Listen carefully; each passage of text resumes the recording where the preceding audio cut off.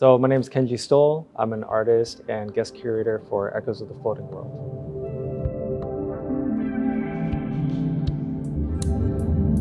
So the Floating World kind of references a period in Japanese history and art where during the Edo period, this whole other movement of art and culture and a lifestyle really was created. And things really kind of got focused on pleasure. And so the Floating World kind of represents all that, and the woodblock prints were an extension of that. So we curated a show with about 60 woodblock prints and 7 contemporary artists. Most of them are rooted here in the Northwest. They come from all sorts of different backgrounds. I'm excited about all of them.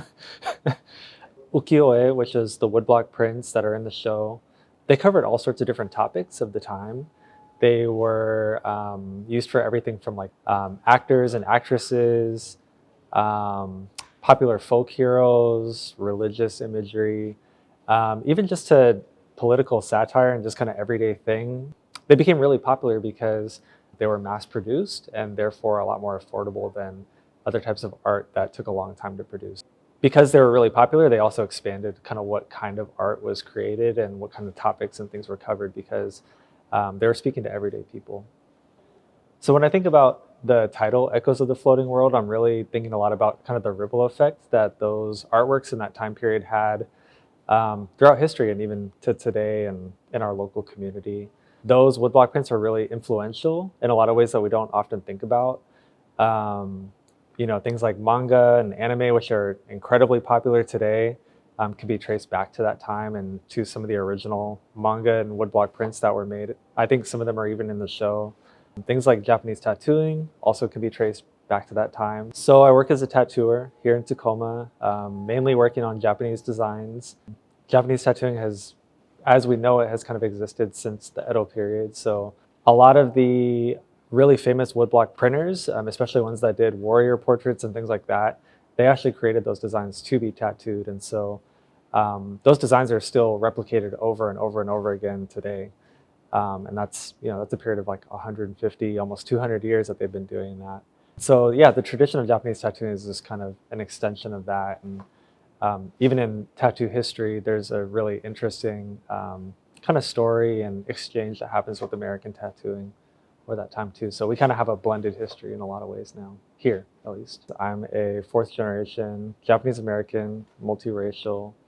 For me, I've always been really drawn to and interested in Japanese artwork. That's just always been a part of my life. And so when I was thinking about curating the show, I had definitely pulled from that experience. But I also thought about all the ways in which these woodblock prints and Japanese art have now kind of spread even beyond that and reached people from all sorts of different backgrounds. So in the show, we do have people who do everything from printmaking and kind of pulling directly from that artwork that's like woodblock prints, to people who speak a little bit more about Japanese American history, to people who are talking about Japanese culture but in a modern sense. Also to people who are just creating artwork in a completely different extension, but again connected to some of those, whether it's anime or manga or the aesthetics of woodblock prints, can still trace kind of their stylistic or their aesthetic approach back to some of these works that we're looking at in the collection. I want people to know that these artworks are really special. They're really, really cool to see in person. Looking at them online never really does them justice. And I think what's really cool about this show is that you'll see the ways in which these artworks kind of live on in their legacy with people who live and work right here in our community.